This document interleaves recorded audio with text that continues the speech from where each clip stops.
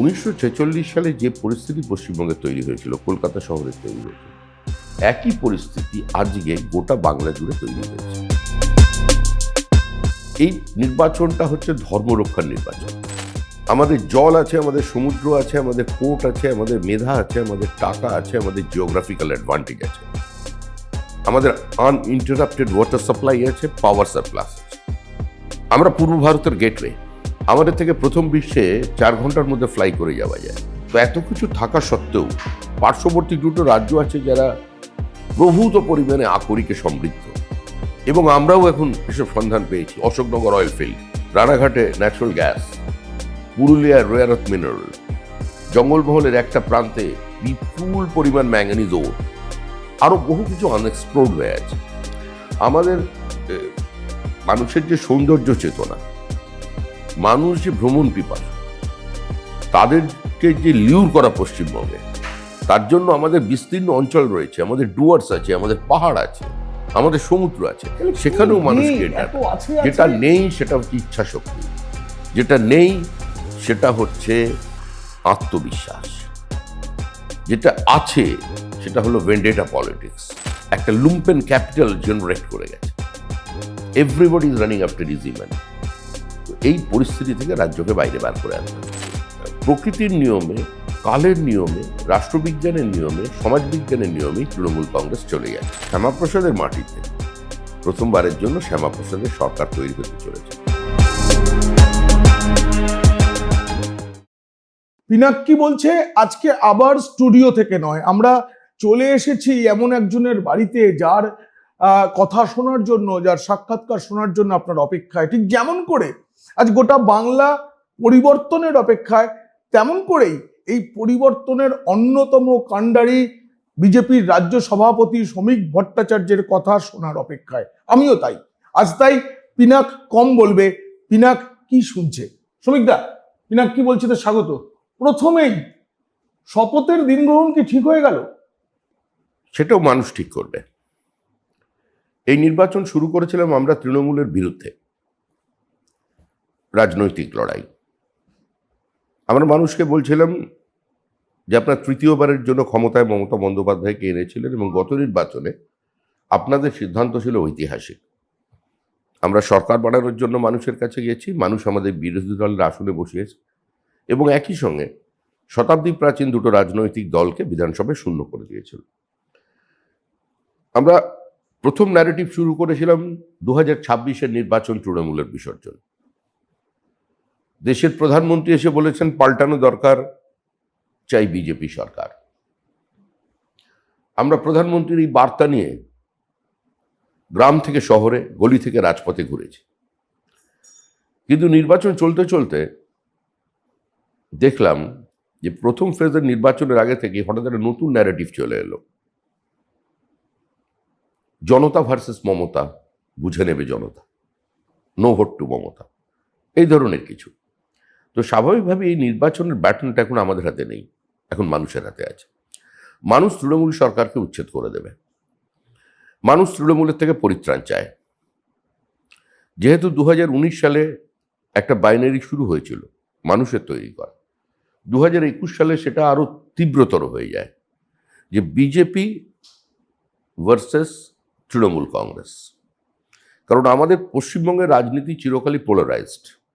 অতীতে এটা কংগ্রেস বামেদের মধ্যে ছিল, পরবর্তীকালে বাম তৃণমূল, এবং তারপরে তৃণমূল বিজেপি। সুতরাং সেক্ষেত্রে দাঁড়িয়ে আমার মনে হয় তৃণমূল কংগ্রেস তাদের রাজনৈতিক বৃত্তটা সম্পূর্ণ করে ফেলেছে, এবং যেভাবে মানুষ স্বতঃস্ফূর্ত হয়ে ভোট দিচ্ছেন, এবং প্রথমে তারা বলছিলেন ভোট দিতে পারবো তো, আশা করছি সেই সন্দেহটা মানুষের চলে গেছে।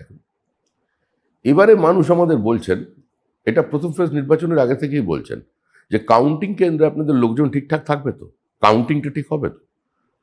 সুতরাং প্রকৃতির নিয়মে, কালের নিয়মে, রাষ্ট্রবিজ্ঞানের নিয়মে, সমাজবিজ্ঞানের নিয়মেই তৃণমূল কংগ্রেস চলে যাচ্ছে। এই শুরু করলে দুটো শতাব্দী প্রাচীন দলের কথা দিয়ে, আরো একটা শতাব্দী প্রাচীন সংগঠন, যেটাকে বলা যায় শতাব্দী প্রাচীন একটা আদর্শ রাষ্ট্রীয় স্বয়ংসেবক সংঘ, তার শতবর্ষে যদি পশ্চিমবঙ্গ দখল হয়, এটা কি একটা যুগ সন্ধিক্ষণ বলে মনে হবে? রাষ্ট্রীয় স্বয়ংসেবক সংঘের একটা নির্দিষ্ট অবস্থান আছে। তাদের মূল লক্ষ্য সমাজকে সঙ্গময় করে দেওয়া, ভারতবর্ষকে পৃথিবীর সর্বোচ্চ আসনে প্রতিষ্ঠিত করা। এই ভাবনাটা, সাংস্কৃতিক জাতীয়তাবাদের ভাবনাটা যাতে সর্বব্যাপী হয়, সর্বস্পর্শী হয়, সেটাই তাদের কাজ, রাজনীতির কাজ নয়। নিঃসন্দেহে সেটা একটা তাৎপর্যপূর্ণ ঘটনা। আমি যেদিন প্রথম বাইনারি ভেঙে পশ্চিমবঙ্গে বিধানসভায় নির্বাচিত হয়েছিলাম, আমি ব্যক্তি শ্রমিক ভট্টাচার্য নয়, ঘটনাচক্রে প্রার্থী ছিলাম আমি, পার্টি বিজেপি। তো সেদিন আমি এক সাংবাদিককে দিল্লি থেকে আসা তাকে বলেছিলাম, this victory is dedicated to doctor Keshav Baliram Hedgewar, that is the most misunderstood statesman of 20th century. তো আমাকে তিনি জিজ্ঞেস করলেন, হু ইজ দ্যাট পার্সন? তো যাই হোক, সেটা সম্পূর্ণভাবেই তার বিষয়, কিন্তু বেশ মজার লেগেছিল আমার ব্যাপারটা, তার এই প্রশ্নটা। আর রাজনীতির আঙ্গিকে আরেকটি বিষয় আছে।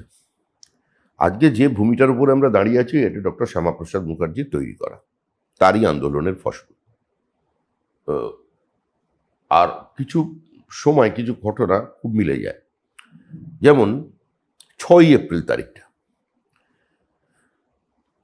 1947 সালের 6ই এপ্রিল হিন্দু হোমল্যান্ডের জন্য পশ্চিমবঙ্গ তৈরি হবে, এই দাবিটা হিন্দু মহাসভা গ্রহণ করে।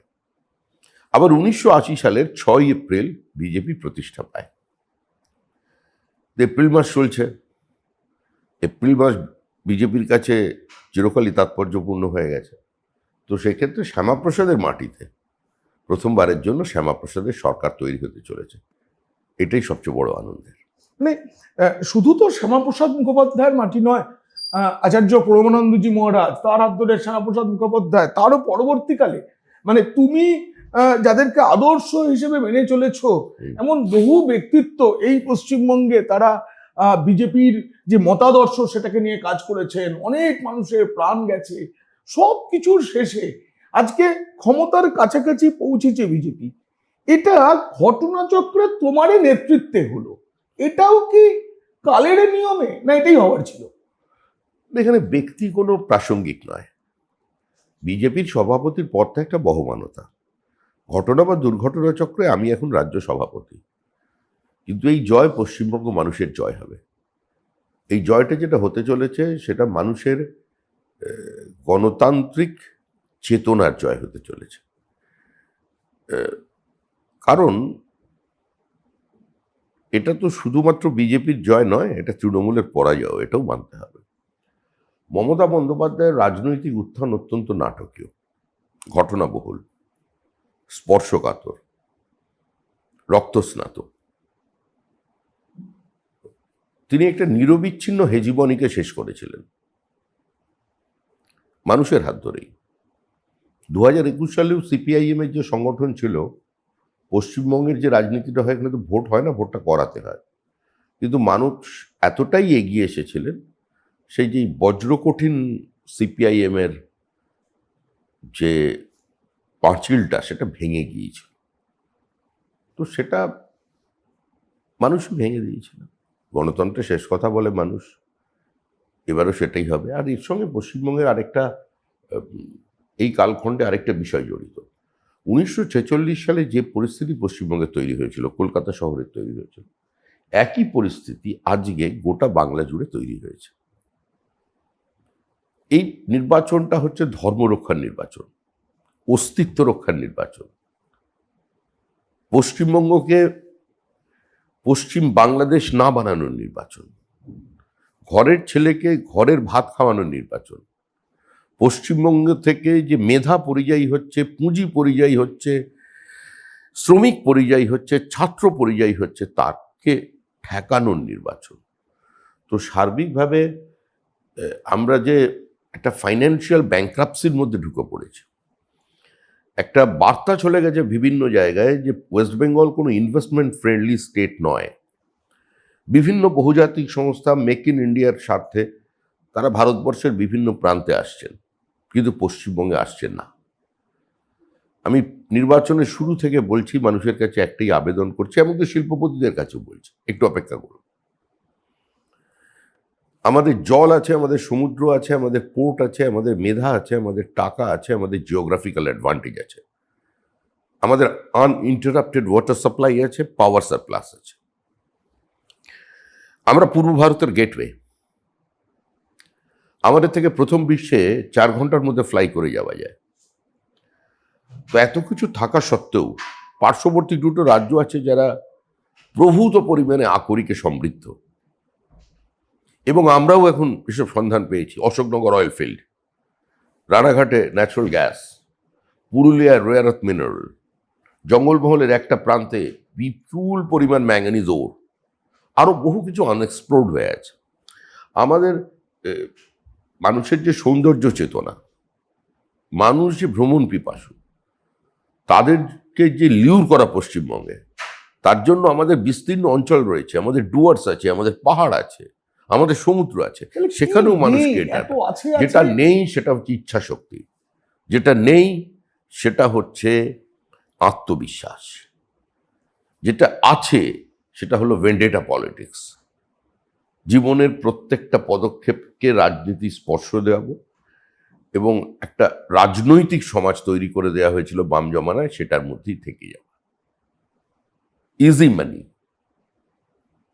আপসার্জ অফ লুম্পেন প্রোলেতারিয়াটস, একটা লুম্পেন ক্যাপিটাল জেনারেট করে গেছে। Everybody is running after easy মানি। তো এই পরিস্থিতি থেকে রাজ্যকে বাইরে বার করে আনতে হবে। আমি একটা জিনিস মনে করি যে তৃণমূল কোনো রাজনৈতিক দল নয়, তৃণমূল একটা পেশার নাম। অনেকেই বলে আমি কি করি, আমি তৃণমূল করি, সেটা থেকেই রোজগার হয় ইত্যাদি হয়।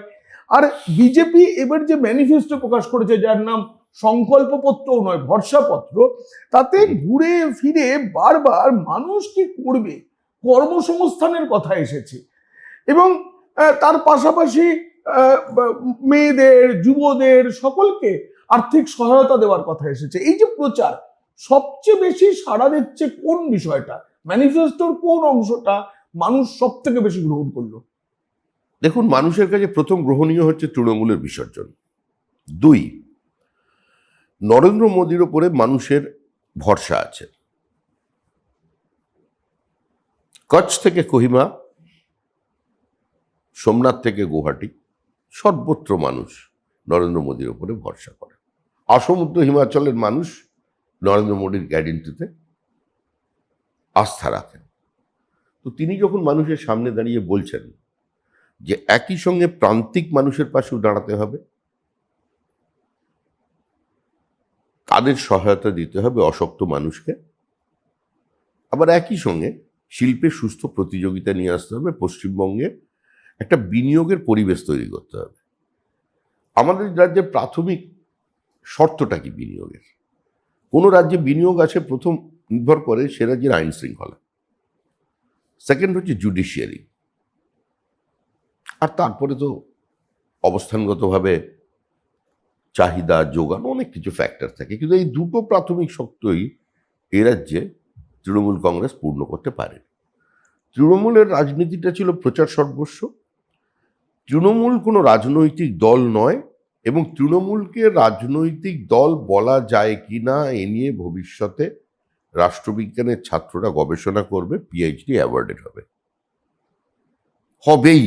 মানে সেটা কি কোম্পানি বলা হবে, ক্লাব বলা হবে, আমি সেটা নিয়ে কোনো মন্তব্য করতে চাই না, কারণ তৃণমূলের আচরণ কোনো দায়িত্বশীল রাজনৈতিক দলের আচরণ নয়, এবং শুধুমাত্র প্রতিক্রিয়ার কারণে যদি কোনো রাজনৈতিক দল রাষ্ট্র ক্ষমতা দখল করে বা কোনো রাজ্যেরও ক্ষমতা দখল করে ফেলে, তারপরে যদি সে একটা নির্দিষ্ট রাজনৈতিক মতাদর্শ, অবস্থান, কর্মসূচিকে আত্মস্থ না করতে পারে, সেই রাজনৈতিক দলের ভবিষ্যৎ শেষ হয়ে যায়। কোনো কোনো দল আজও টিকে আছে শুধুমাত্র কাস্ট পলিটিক্সের উপরে নির্ভর করে। যেমন রাম মনোহর লোহিয়াজির যারা শিষ্য ছিলেন, যারা সমাজতন্ত্রের কথা বলতেন, তারা এখন রাজনীতি যেটা করছেন সেখানে লোহিয়াজির নাম কোনো জায়গায় উচ্চারিত হয়েছে? আমি 2 বছর ধরে রাজ্যসভায় আছি, প্রত্যেকটা বিতর্কে আমি অংশগ্রহণ করি। অংশগ্রহণ বসে শোনাটাও তো অংশগ্রহণ। তো সেখানে তো আমি দেখিনি কাউকে একবারের জন্য রাম মনোহর লোহিয়ার নাম উচ্চারণ করতে। একবার আমি রাম মনোহর লোহিয়ার নাম শুনেছিলাম, তাও যিনি তার অনুগামী নন বা কোনো যুগে তারা অতীতে অনুগামী ছিলেন না তার কাছে। তো রাম মনোহর লোহিয়ার নামটাই নেই এখন। তিলক তরাজু আর তলোয়ার ইনকে মারে জুতে চার, ভুরা বাল সাফ করো, এই সমস্ত কথাবার্তা উঠে এসেছে। তো এখানে তৃণমূল কংগ্রেস যখন ক্ষমতায় আসে তাদের একমাত্র শর্ত ছিল সিপিএম বিরোধিতা, সিপিএম বিরোধিতা এবং সিপিএম বিরোধিতা। এটাই ছিল দলের মতাদর্শ। যেদিন তৃণমূল কংগ্রেস ক্ষমতায় আসে 2011 সালে, আসার সঙ্গে সঙ্গে স্বাভাবিকভাবে তাদের আইডিওলজিক্যাল স্ট্যান্ড পয়েন্টটা ডাইলিউটেড হয়ে যায়। তারা 2011 থেকে 2016 পর্যন্ত একটা মৃত সময়কে নিয়ে 34 বছরের কাটাছেঁড়া করলো, পোস্টমর্টম করলো, একটা মানে শ্যাডো ফাইটিং হলো, যে সামনে সিপিএম দাঁড়িয়ে আছে তাকে যেন আক্রমণ করছে, অ্যাজ ইফ সিপিআইএম ক্ষমতায় আছে তৃণমূল বিরোধী। এভাবে চললো 11 থেকে 16। তারপরে কংগ্রেস সিপিএম এর একটা জোট হয়ে গেল। এটা জোট বলবো না, আগে তো যেটা ছিল সেটা হচ্ছিল পরকীয়া প্রেম। তো তখন তারা একদম পরিষ্কার মালা বদল করে নিল। তাতে দুজনে আবার বসে এবার যখন মানুষের সামনে ছিলেন এলো, আব্বাস সিদ্দিকী। হ্যাঁ, তো এবার যখন তারা এলেন ক্ষমতা, মানে যখন এলো মানুষের সামনে, মানুষ সেটা বিভ্রান্ত হয়েছিলেন। সেই নির্বাচনে সিপিএম এর শক্তি কমেছিল, কংগ্রেস একটু শক্তি বৃদ্ধি করে বিরোধী দলনেতা তাদেরও হয়ে গিয়েছিল। তো যাই হোক, সেটা টিকলো না, কারণ প্রেমহীন ভালোবাসা অনেক সুখের ঘর ভেঙে দেয় যুগে যুগে, ওদেরও ভেঙেছে। তখন কিছুটা ফেস একটু তৃণমূল কংগ্রেস তাদের আক্রমণ করত। তারপর যথারীতি যখন এই দুজনের জোটটা অপ্রাসঙ্গিক হয়ে পড়ল, তৃণমূল শুরু করলো অন্ধ নরেন্দ্র মোদী বিরোধিতা, কেন্দ্র বিরোধিতা, যুক্তরাষ্ট্রীয় ব্যবস্থার বিরোধিতা, রাজ্যপালের বিরোধিতা এবং প্রধানমন্ত্রীকে অশালীন আক্রমণ। এবং কখনো কখনো তার পরিবারকেও। এটা তো তৃণমূল, যে রাজনৈতিক দল সংসদীয় রাজনীতিতে অংশগ্রহণ করে ভারতবর্ষের মতো একটা দেশে মহামহিম রাষ্ট্রপতির গায়ের রং নিয়ে কথা বলতে পারে এবং তারপরে সেটা নিয়ে আবার ক্ষমা চায়, কিন্তু আসলে যে ক্ষমা চাওয়াটাও নাটক ছিল সেটা প্রমাণিত হলো কখন, যখন যার নামে দেশ শাসিত হয়, যিনি সাংবিধানিক প্রধান, তাকে একটা ময়দানে সভা পর্যন্ত করতে দেয়া হলো না উত্তরবঙ্গে, তার সমস্ত নিরাপত্তাকে ধূলিসাৎ করে দিয়ে একটা অন্ধ গলির মধ্যে, ঘিঞ্জি জায়গার মধ্যে তাকে নিয়ে যাওয়া হলো। তো এর থেকে নক্কারজনক ঘটনা ভারতবর্ষে হয়েছে না। স্বাভাবিকভাবেই কোনো রাজনৈতিক দল এই আচরণ করতে পারে না। একজন বিধানসভার স্পিকার বসে বলতে পারেন না যে রাজ্যপাল কবে বিধানসভায় আসবেন তাকে জানিয়ে আসতে হবে। কোনো বিশ্ববিদ্যালয়ের উপাচার্য আচার্যের উদ্দেশ্যে বলতে পারেন না যে রাজ্য সরকার চায় না আমি আপনার সঙ্গে দেখা করি, সেজন্য আপনার জন্য দরজা খোলা নেই। এটা কেউ বলতে পারে না। একজন মুখ্যমন্ত্রী কোনোদিন কালো কোট পরে মুখ্যমন্ত্রী সংবিধানের শপথ নেওয়া, যার কিছু দায়িত্ব আছে, দায়বদ্ধতা আছে পুরো ভারতীয় গণতন্ত্রের প্রতি, ব্যবস্থার প্রতি, তিনি কালো কোট পরে পৌঁছে যাচ্ছেন কোথায়? সুপ্রিম কোর্টে। মানে জুডিশিয়ারির ওপরে তিনি পলিটিক্যাল প্রেশার, অ্যাডমিনিস্ট্রেটিভ প্রেশারকে মাউন্ট করতে চাইছেন। তো এগুলো তো সুস্থতার কাজ নয়। মানুষ কি এর জবাব দেবে? এই যে আমাদের রাষ্ট্রপতিকে অপমান। দেখুন, আমি ভবিষ্যৎ দ্রষ্টা নই, আমার কাছে কোনো টিয়া পাখির খাঁচা নেই, কিন্তু 4 দশকের রাজনীতিতে আছি। ভোটে দাঁড়িয়েছি, বারবার হেরেছি, মানে আমাদের দলের কথা বলছি, আমি হেরেছি। সেই হিসেবে যদি ধরেন, আমরা যে শিক্ষা নিয়েছি এবং যেভাবে রাজনীতির পরিবর্তন দেখেছি, তাতে তৃণমূল চলে গেছে, তৃণমূল নেই, তৃণমূল চলে যাচ্ছে, তৃণমূল চলে যাবেই। মানুষ তৃণমূলকে সরিয়ে দিয়েছে, একদম পাহাড় থেকে শুরু করে দিয়েছেন, আস্তে আস্তে আস্তে এসে গেছে 152টা আসনে।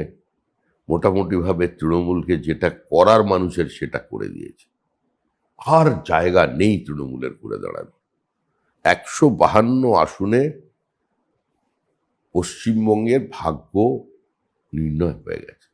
এবার যেটা তৈরি হচ্ছে সেটা হচ্ছে ব্যবধানের, এবং এটা হবেই, এটা কালের নিয়মে হবে, আমি আবার বলছি। এবং এতে আমাদের কৃতিত্ব খুব কম।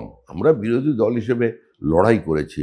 আমাদের 300-র বেশি কর্মী 2016 সালের আগে থেকে মারা গেছেন। 2021-এর নির্বাচনে 27 দিনের মধ্যে 56 জনের বিজেপি কর্মীর খুন হয়। 27 জন মহিলা প্রকাশ্যে, আমাদের মহিলা কর্মীরা, আমাদের বোনেরা প্রকাশ্যে ক্যামেরার সামনে বলেছেন যে তারা গ্যাং রেপড হয়েছেন তৃণমূলের দ্বারা। নগ্ন করে মিছিল মানে নুট প্যারেড করানো হয়েছে, মাথা কামিয়ে দিয়ে মহিলার তাকে নাক্ষর দিয়ে ঢোকানো হয়েছে, আদিবাসী মহিলা থুতু ফেলে চাটানো হয়েছে। অত্যাচারের মানে চরম সীমায় চলে গেছে। আর যেটা হচ্ছে সেটা তো দৃশ্যমানতায় আছে। একটা গ্রাম পঞ্চায়েতে ঢুকবেন, সেখানে ঢুকলেই দেখা যাচ্ছে প্রধানের বাড়ি। সিপিআইএম এর আমলে একটা প্রধানের বাড়ি নিয়েছে, রাজ্য জুড়ে তোলপাড় হয়ে গিয়েছিল। আর এখন তো পুরোটাই প্রধানরাই এখন রাজত্ব করছে। আগে স্লোগান ছিল প্রমোটারের সরকার, আর নেই দরকার, এখন কাউন্সিলরেরই প্রমোটার। না, শ্রমিকদা জ্যোতিষী নয় বললেন, অথচ একটা বড় ভবিষ্যৎবাণী করে দিয়েছেন যে সরকারের বদল হচ্ছে। আর আমি সেসব আন্দাজ করেই শুরু করেছিলাম শপথ গ্রহণ কবে হবে সেই দিনটা নিয়ে। একই সঙ্গে শ্রমিকদা প্রেমের কথা এলেন, কিন্তু প্রেম চটকে যায় যখনই টাকা পয়সার বিষয় আসে। মানুষ দেখছে যে এই রাজ্য সরকার একটা বিপুল দেনা রেখে গেছে। এই রাজ্য সরকারের রাজস্ব আয় তলানিতে গিয়ে ঠেকেছে, জিএসডিপি তলানিতে গিয়ে ঠেকেছে। এই অবস্থায় বিজেপি ক্ষমতায় এসে এত উন্নয়ন প্রকল্প, মানুষের পাশে দাঁড়ানোর কথা বলা হচ্ছে, অর্থের যোগানটা কোথা থেকে আসবে? এখন তো আর গৌরী সেন নেই। মুখ্যমন্ত্রী বারবার দাবি করে এসছেন যে জিএসডিপি জিডিপির থেকে বেশি, কৃষকের রোজগার 3 গুণ, কিন্তু তারপরেও এ রাজ্য থেকে 40 লক্ষের বেশি পরিযায়ী শ্রমিক আছে। বেঙ্গালুরু দ্বিতীয় কথ্য ভাষা বাংলা, কারণ আমাদের 14,60,000 শিক্ষিত ছেলে মেয়ে এই মুহূর্তে সেখানে কাজ করে। আজকে যেখানে বসে আমাদের এই বাক্যালাপ চলছে, এটা বিধাননগর, সল্টলেক, কলকাতার একটা অভিজাত এলাকা বলে মানুষ জানেন। পাড়ায় পাড়ায় যান, দেখবেন বৃদ্ধাশ্রম সম্পূর্ণ। 40 ঊর্ধ্ব কাউকে খুঁজে পাওয়া যাবে না, 40-এর নিচে তো পাওয়া যাবেই না। মোটামুটি ধরুন 60-এর পর থেকে শুরু হচ্ছে এখানকার বসবাসকারীদের ঠিকানা। 2-4 জন বেনামে জমিটা কিনে নিয়েছেন অন্যের থেকে, বিজনেস করেন, তারা আছেন। এছাড়া আপনি কোনো বাড়িতে অল্প বয়সী লোক পাবেন না। তো এটা হচ্ছে পরিস্থিতি। মুখ্যমন্ত্রী যখন ক্ষমতায় আসছেন, তার আগে একজন প্রখ্যাত সাংবাদিকের সাক্ষাৎকার দিতে গিয়ে উনি বলেন যে বউ আর ব্যবসা নিয়ে আগে থেকে কাউকে কিছু বলতে নেই। জিজ্ঞেস করা হয়েছিল যে এত দেনা আপনি কি করে সামলাবেন? তো মুখ্যমন্ত্রী বললেন, দেখুন রাজ্যটার যে অবস্থা, তার নিলামে তুললেও কেউ কিনবে না, আমরা বলে নিচ্ছি। তো বলে তাহলে কি করে চালাবেন? তার উত্তরে উনি এটা বলেছিলেন, বউ আর ব্যবসা নিয়ে আগে থেকে কিছু বলতে নেই। তো এটা কোনো অর্থনীতিবিদ এটার মানে বুঝতে পারেননি, মুখ্যমন্ত্রী মানেন। এখন মুখ্যমন্ত্রী তো কবি, কবিরা এমন অনেক কথা বলেন, কবি মন, যেটা আমাদের একটু মাথার উপর দিয়ে চলে যায়। তো সেরকম অর্থনীতিবিদ মাথার উপর দিয়ে চলে গেছিলো। 1,92,000 কোটি টাকা স্টেট ডেপ্ট নিয়ে শুরু করেন, এখন 7 লক্ষ টাকা পেরিয়ে গেছে। নিঃসন্দেহে এটা একটা বড় চ্যালেঞ্জ। তবে আমরা এটা বিশ্বাস করি এই চ্যালেঞ্জটা আমরা মোকাবেলা করতে পারবো কেন্দ্র সরকারের সঙ্গে সংঘর্ষ নয়, সমন্বয়ের পথে হেঁটে। ডাবল ইঞ্জিন সরকারের কথা আমরা বারবার বলি, তার একটাই কারণ হচ্ছে যে এটা শুধু একটা রাজনৈতিক ন্যারেটিভ নয়, এটা হচ্ছে যুক্তরাষ্ট্রীয় ব্যবস্থাকে শক্তিশালী করার একটা প্রচেষ্টা, একটা বার্তা। তো সেই জায়গায় দাঁড়িয়ে আমাদের যে রিসোর্সেস আছে, আমাদের এখানে ভারী শিল্প আসবেই। ভারী শিল্প ছাড়া পশ্চিমবঙ্গের কোনো ভবিষ্যৎ নেই। ইনভেস্টমেন্ট এখানে আসবে, এবং ইনভেস্টররা টাকা নিয়ে বসে আছেন। বহু মানুষের কাছে টাকা আছে প্রপার্টি কেনার জন্য, কিন্তু তারা কিনছেন না, কারণ দেখছেন সরকারটা কি হবে, প্রপার্টির দাম পড়বে। যেদিন এই সরকার পরিবর্তন হবে, পশ্চিমবঙ্গ প্রপার্টির দাম 20% বৃদ্ধি পাবে, একদম হবেই। যেভাবে বিভিন্ন মেট্রো সিটিজের সম্পদ বৃদ্ধি হয়েছে, প্রপার্টির দাম বৃদ্ধি হয়েছে, এটা তো সবসময় বললে চলবে না যে প্রপার্টির দাম বাড়লেই মধ্যবিত্তের ক্রয় ক্ষমতার বাইরে চলে যায়। এবার এটাও ভাবতে হবে মধ্যবিত্ত নিম্ন মধ্যবিত্ত প্রপার্টিটারও কিন্তু দাম বাড়ে। আমি বলছি না এটা কোনো সমানুপাতিক হারে বাড়ে। সমানুপাতিক হারে বাড়ে, কিন্তু এটাই যে একমাত্র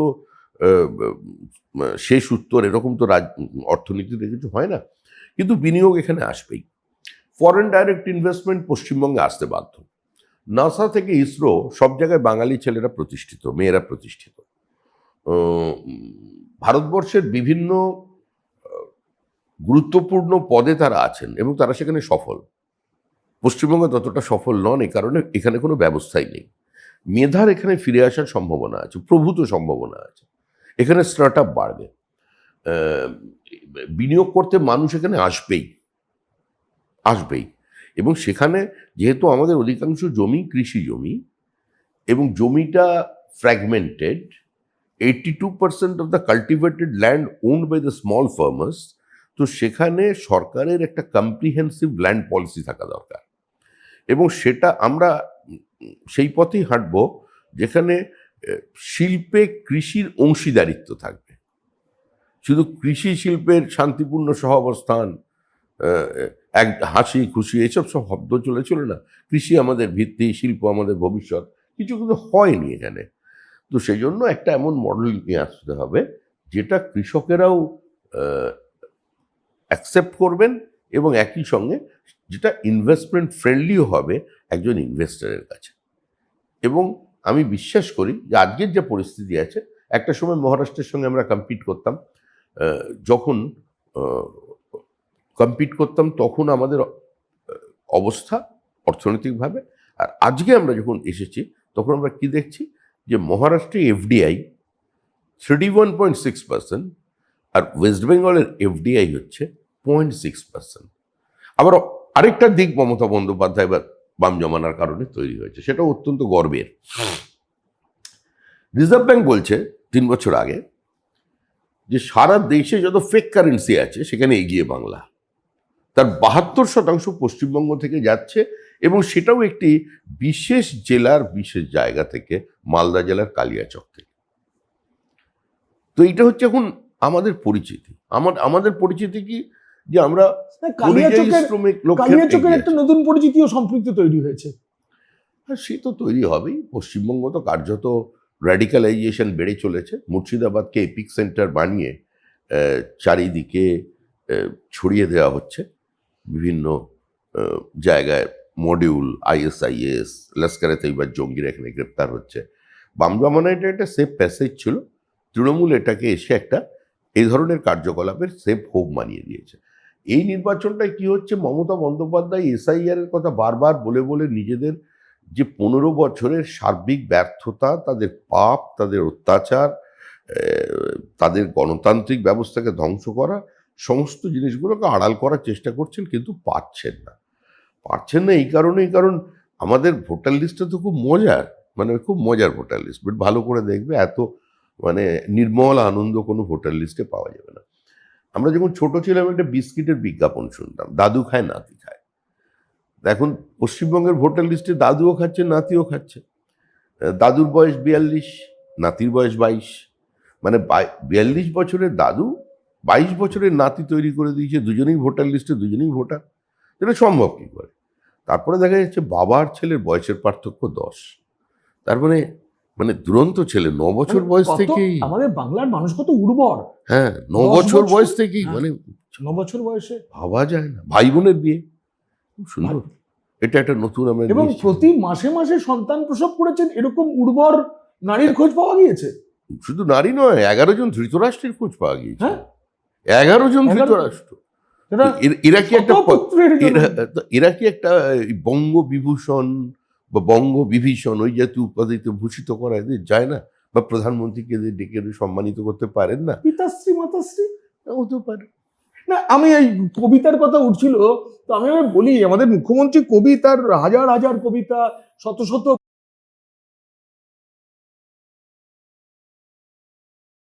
মঞ্চেও এ মাথা থেকে ও মাথা উনি চিরকাল করেন। তার অস্থির পদচারণা, যখন তিনি ক্ষমতার সর্বোচ্চ অবস্থায় ছিলেন, যখন তার জনপ্রিয়তা ছিল গগনচুম্বী, তখনও মুখ্যমন্ত্রী স্থির ছিলেন না। আমাদের মুখ্যমন্ত্রী অস্থির, আমাদের মুখ্যমন্ত্রী পারেন না। ট্রেডমিলে বাজেট বানান, অস্থির বলেই কি ট্রেডমিল করতে করতে বাজেট বানান? না, আমি মুখ্যমন্ত্রীকে কোনোদিন ব্যক্তিগতভাবে কোনো আক্রমণ করি, এটা তো পলিসির আজও বিষয়। করবো না। মুখ্যমন্ত্রী প্রতিভাবান, এ ব্যাপারে তো কোনো সন্দেহ নেই। তিনি নিজেকে রয়্যাল বেঙ্গল টাইগার বলেন। তিনি বলেন আমাকে ছেলেও ধরতে পারো, মেয়েও ধরতে পারো। এগুলো সবই মুখ্যমন্ত্রীর উক্তি। তো মুখ্যমন্ত্রী আমাদের অনেক কিছু দিয়েছেন, যার জন্য আমরা 15 বছর মুখ্যমন্ত্রীর এই যে সান্নিধ্য, আমাদের হৃদয়স্পর্শী বিভিন্ন ঘটনা, বিভিন্ন উক্তি, তার মধ্যে তার আমরা জন্য হাসতে পেরেছি, তার মধ্যে হ্যাঁ, তার মধ্যে আমরা আনন্দ পেয়েছি। তো এটাই তাকে অমরতা দিয়ে যাবে।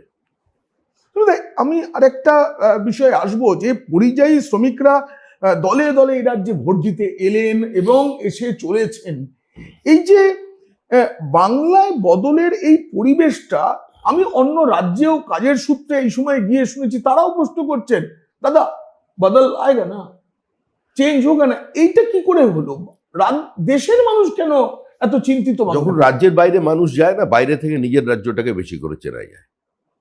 একটা মানুষ যে গুজরাটে পরিযায়ী শ্রমিক হয়ে গেছে, সে তো প্রথম যেটা ভাবছে যে প্রতিদিন আমি কত রোজগার করছি আর আমি পশ্চিমবঙ্গে কত রোজগার করে এসেছি, করতাম। এটা তো তাদের উন্নয়ন দেখে, তাদের ভুল ত্রুটি দেখে মানুষ সঙ্গে সঙ্গে কম্পেয়ার করে।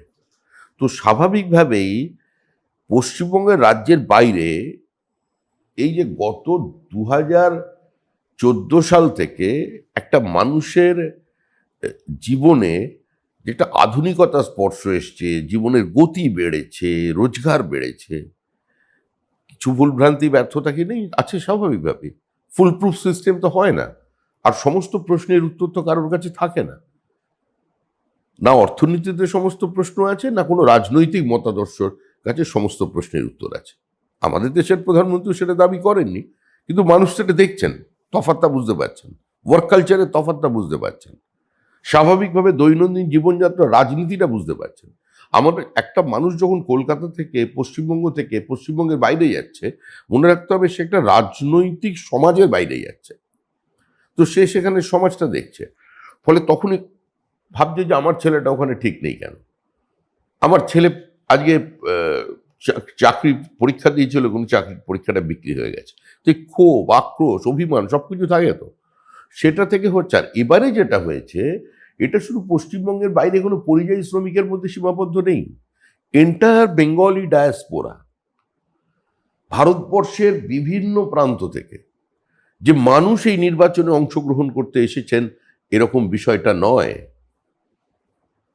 সিলিকন ভ্যালি থেকে শুরু করে অস্ট্রেলিয়া, কানাডা থেকে শুরু করে এন্টার ইউরোপ, আজকে বহু ছেলে এসেছেন, বহু মেয়ে এসেছেন শুধুমাত্র এখানে পরিবর্তনের কাজ করার জন্য। তারা নিজেদের মতো করে করছেন, তারা নিজেদের মতো করে ন্যারেটিভ তৈরি করছেন, ফোন করছেন তাদের কলেজের সহপাঠীদের, ফোন করে বলছেন তুমি আরো 10টা লোককে বলো, তুমি আরো 10টা। এটা সহ্য করা যাচ্ছে না, আমাদের আত্মসম্মান চলে গেছে। বাঙালি আগে বাঙালি বলে দিল্লি পরিচয় দিতে গর্ব বোধ করত।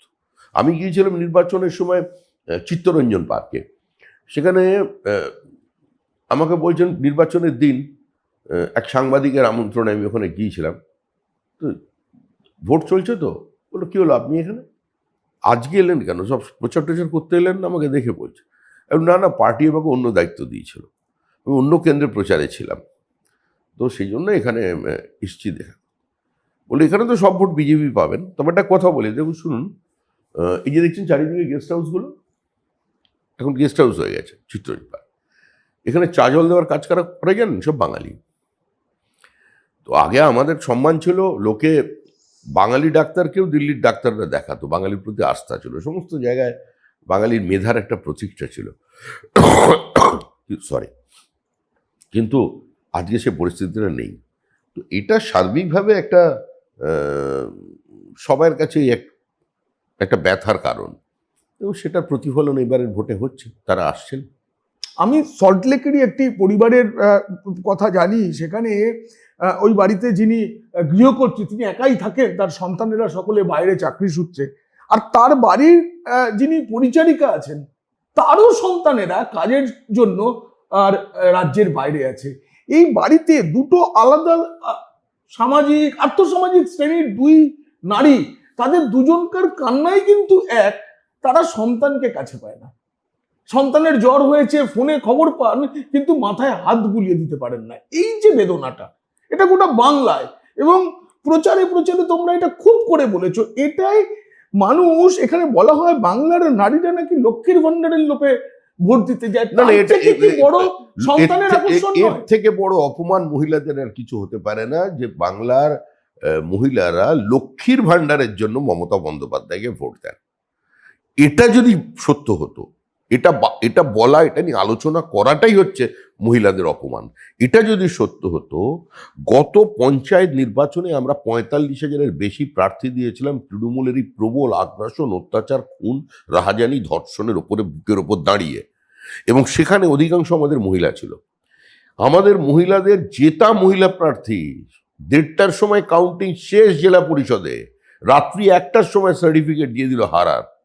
এই করার পরেও মানে বিডিওদের দিয়ে ওই একটা নররূপী মানে অসুর, একদম মুখটা দেখবেন রাজ্য নির্বাচনের কমিশনে, ওই যে স্ট্রাকচারটা আছে না, মানে পুরোটা ভালো করে মুখটা মনে করো, ওই মুখ কিন্তু একমাত্র কুমোরটুলির অসুরের গোফটপ মুখ নিয়ে। ওই কিন্তু বেছে ওনাকে মুখ্যমন্ত্রী বসিয়েছেন, উনি বিডিওদের দিয়ে লুট করালেন। তারপরেও 11,000-এর বেশি আসনে আমরা জিতেছি, তার মধ্যে 7% মহিলা। তো তারাও তো লক্ষ্মীর ভান্ডার পেয়েছেন। দেখুন, আমরা লক্ষ্মীর ভান্ডারের বিরোধী নই, বা লক্ষ্মীর ভান্ডার করে মমতা বন্দ্যোপাধ্যায় জিতছেন এরকম বিষয়টা নয়। যে কোনো সোশ্যাল ওয়েলফেয়ার স্টেটে মার্জিনালাইজ পিপলের পাশে মানুষকে দাঁড়াতে হবে, দাঁড়াতে হয়, দাঁড়াচ্ছে। সেটা সুদূর আমেরিকা থেকে শুরু করে একদম আমাদের পশ্চিমবঙ্গ পর্যন্ত যত স্কিম আছে, প্রত্যেকেরই স্কিম আছে। পৃথিবীর ধনী রাষ্ট্রগুলোরও স্কিম আছে। ইউরোপ, আমেরিকা কেউ এর বাইরে নয়। আমি কোনো কমান্ড ইকোনমির কথা বলছি না, তাদের পুরো ব্যবস্থাটাই অন্য। কিন্তু আমাদের হয় তো, আমাদের মাল লক্ষ্মী তো ছাড়া, লক্ষ্মী ছাড়া রাজ্য তো, এরা যে লক্ষ্মী কোথায় আয়? লক্ষ্মী 1,500-এর বেশি দিতে পারবে না। আমরা বলেছিলাম একটু বাড়ান, পারবেন না, লক্ষ্মী হাত তুলে নিয়েছে। আমরা ওই জন্য মায়ের কাছে গেছি, অন্নপূর্ণা, যে আপনি কিছু করুন, আপনার মেয়ে তো 1.5-এর উপরে উঠছে না। তা অন্নপূর্ণা ব্যবস্থা করে দিয়েছেন, অন্নপূর্ণা নাচল, মাসিক 3,000 প্রতি মাসে 1 তারিখ থেকে 5 তারিখের মধ্যে প্রত্যেকের অ্যাকাউন্টে চলে যাবে। 75 লক্ষ লাখপতি দিদি আমাদের প্রকল্প। বার্ধক্য ভাতা ডাবল। সেই রাজ্যের মহিলারা এই 3,000 টাকার সহায়তা পেতে পারেন, নাকি জুলাই লাগবে? না, জুন মাসেই পাবেন, নরেন্দ্র মোদীর গ্যারান্টি। আর এই গ্যারান্টির অর্থ গ্যারান্টি পুরো করার গ্যারান্টি।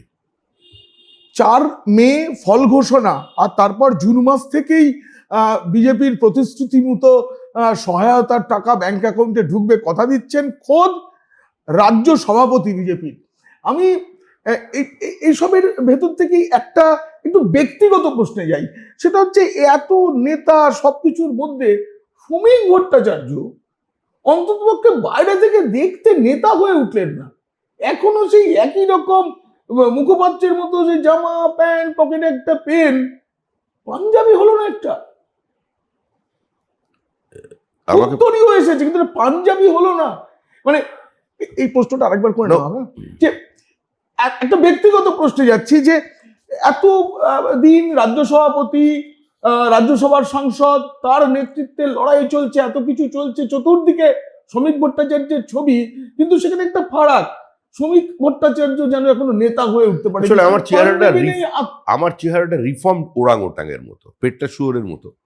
তো সুতরাং এখন যদি আমি যেরকম এই শরীর নিয়ে বেশি সাজতে গুজতে যাই না, লোকে আরো তাড়া করবে, তো সেটা ঠিক নয়। আমি আমি তাই, আমি এতেই ভালো আছি। মাঝখান থেকে যেটা হয়েছে, আমাদের সুনীল বানসালজি আমার গলায় একটা উত্তরীয় পরিয়ে দিয়েছিলেন, যেই আমি সভাপতি হই, আর সেটাকেও একটা ছবি তুলেছে, রাজ্যব্যাপী উত্তরীয় পড়ার ছবি। আমি কিন্তু উত্তরীয় পড়ি না, আমি উত্তরীয় পড়ি না, আমি যা আমি চাই। মন্দ লাগছে না, কিন্তু সকলের মাঝখানে একটা ইউনিফর্মিটি তো একটা বিষয় না, তার মধ্যে আমি আলাদা তো। আচ্ছা, সকলের এর একটা মজার গল্প আছে, এটা বলি আমি শেষ করছি, কারণ আমার উঠতে হবে এখনই। উত্তরীয় আমার দলের প্রত্যেকে পড়েন, কিন্তু আমার না পড়ার একটা অন্য কারণ আছে। এটা খুব মজার ঘটনা। আমি কিন্তু কাউকে কোনো আঘাত করবার জন্য, সমালোচনা করার জন্য বলছি না। কেউ যদি এই কথায় অন্য মানে করেন, তার জন্য আমি দুঃখিত। কারণ আমি একটা সত্যের উপস্থাপন করছি, একটা ঘটনা, এবং সত্যের সঙ্গে সত্যের কোনো বিরোধ নেই। তখন পশ্চিমবঙ্গের রাজনীতিতে উত্তরীয়ের চল ছিল না। প্রথম উত্তরীয় পড়ে যিনি কলকাতায় এলেন তিনি হলেন আমাদের প্রণব মুখোপাধ্যায়। প্রণব মুখোপাধ্যায়ের উত্তরীয় পড়ার বছরখানেক পরে কি বছর দেড়েক পরে প্রিয়রঞ্জন দাস মুন্সিকে আমি দেখি উত্তরীয় পড়া শুরু করতে। তখনও আমাদের দল অনেক কথা, মানে অন্য দলেরও সেরকম কি উত্তরীয় পড়তেন না। মুরলীমনোহর যোশী এখানে আসতেন, উনি উত্তরীয় পড়তেন। তাই একদিন 90-এর দশকের শুরুতে, মানে শুরুতে না, একটু আগে হয়তো, তখন এই উত্তরীয় চলটল শুরু হয়েছে জাস্ট পরপর। তো সেই সময় একটা খুব বিতর্ক সারা দেশ জুড়ে চলছে যে cultural nationalism versus euro secularism. তো তখনও তো ঠিক পশ্চিমবঙ্গের সামাজিক পরিস্থিতিটা এরকম হয়নি। বিভিন্ন ক্লাব, বিভিন্ন লাইব্রেরি তারা সেমিনার সংগঠিত করতো, এবং কলকাতার পার্শ্ববর্তী অঞ্চলে এরকম অজস্র আমি করেছি, কষও করেছি মনে নেই আমার, এত হতো। তা একদিন মানে আচার্য ধ্যানেশ নারায়ণ চক্রবর্তী, যার পাণ্ডিত্য তো সীমাহীন, বিশ্ব হিন্দু পরিষদের হ্যাঁ ছিলেন, এবং ওনার সারা পৃথিবীতে যেখানে সংস্কৃত পড়ানো হয় যে ইউনিভার্সিটিতেই তার টেক্সট চলে। তো সেরকম একজন ব্যক্তিত্ব, তখন উনি সভায় উঠে একটু ডান দিকে বসে আছে। এবার ঘটনাচক্রে দেখছি আমারও নাম লিখেছে, আমি ঠিক তার পাশে। তা আমি গিয়ে প্রণাম করলাম, স্যার আপনার পাশে আমি বসতে পারি? আমি চেয়ারটা দূরে সরিয়ে দিয়েছি, আপনার পাশে বসাটা আমার শোভা দেয় না। বলছি না না না সুমি, এ কি বলছো তুমি, তোমাকে আমি ভালোবাসি, তুমি আমার পাশে বসো। তা বসেছি। এবার বসার পরে জাস্ট কয়েক মিনিটের মধ্যেই উত্তরীয় দেওয়া শুরু হয়েছে। তো সবাই উত্তরীয় দিচ্ছে। এবার ধ্যানেশবাবু আমাকে বলছেন, ওনার তো শব্দচয়নগুলো বা একটু অন্যরকম কথা বলতেন, জানো শ্রমিক, এই বঙ্গদেশে এই অঙ্গবস্ত্র ধারণের অধিকার ছিল শুধুমাত্র মহামহ উপাধ্যায়দের, আর আজ চোর, বাটপার, 8 পাস সবাই উত্তরীয় পড়ছে। আর ঠিক যখন উনি বলছেন তখন উত্তরীয়টা নিয়ে আমার সামনে এসেছে। সেই যে আমি ওটা নিয়ে রেখে দিয়েছি, তারপর আর কোনোদিন পড়িনি। তো এটা একটা আমার স্মৃতির ব্যাপার, আবেগের ব্যাপার। আর আমি এটা গল্প না রে, আমি এরকমই থাকি, আমি এত বছর হয়ে গেল তো ভাই, এখন সিনিয়র সিটিজেন হয়ে গেছে, বিজেপিতে যারা টিকিট পায়নি, আমি কিছু দলে পেলাম না, এসব বলে যারা আক্ষেপ করেন, তাদের জন্য সবচেয়ে বড় উদাহরণ হচ্ছেন শ্রমিক ভট্টাচার্য, যিনি দীর্ঘদিন সবকিছুতে থেকেও কিছুই ছিলেন না সংগঠনের। তারপর তিনি একদিন রাজ্যসভার সাংসদ এবং তারপর রাজ্য সভাপতি। তাই অপেক্ষার যে একটা মূল্য পাওয়া যায়, তার বড় উদাহরণ শ্রমিক ভট্টাচার্য। কিন্তু এই শ্রমিক ভট্টাচার্যের হাত ধরে এই বাংলা যে অপেক্ষা করে আছে, সেই অপেক্ষার উত্তর মিলবে কিনা এটা আমরা শ্রমিক ভট্টাচার্যের কাছ থেকেই শুনবো। একেবারে স্পেসিফিক জানতে চাইছি, বিজেপি কত শক্তি নিয়ে ক্ষমতায় আসতে চলেছে? কমফোর্টেবল মেজরিটি নিয়ে আমরা পশ্চিমবঙ্গে সরকার গঠন করব। শ্যামাপ্রসাদের মাটিতে শ্যামাপ্রসাদের সরকার। 148 পেলেই ক্ষমতায় আসা যায়, রাজ্যপাল কমফোর্টেবল মেজরিটি। 148 থাকবে না, সীমা অনেক পেরিয়ে যাবে। বাংলার মানুষের জন্য এবং তৃণমূল কংগ্রেসের জন্য সমস্ত প্রত্যাশার বুক চিরে এক অপ্রত্যাশিত ফলাফল অপেক্ষা করছে। তৃণমূল চলে গেছে, নতুন সরকার হচ্ছে, বিজেপির সরকার, মানুষের সরকার, নরেন্দ্র মোদীর সরকার, শ্যামাপ্রসাদের সরকার। আজকে অনেক ব্যস্ততা রয়েছে, তার মধ্যে শ্রমিকদা আমাদের অনেকখানি সময় দিয়েছেন, আরো পেলে ভালো হতো। আর আমি শেষে শুভেচ্ছা অভিনন্দন জানাবো না, শুভ যাত্রা, হ্যাপি জার্নি। এখন তো অনেকটা পথ যেতে হবে। তো আপনাদের এই সাক্ষাৎকার ভিত্তিক প্রতিবেদন কেমন লাগলো জানি, অবশ্যই মন্তব্য করবেন। ভালো লাগলে বন্ধুদের, খারাপ লাগলে শত্রুদের শেয়ার করবেন। আপনারা খুব খুব ভালো থাকবেন।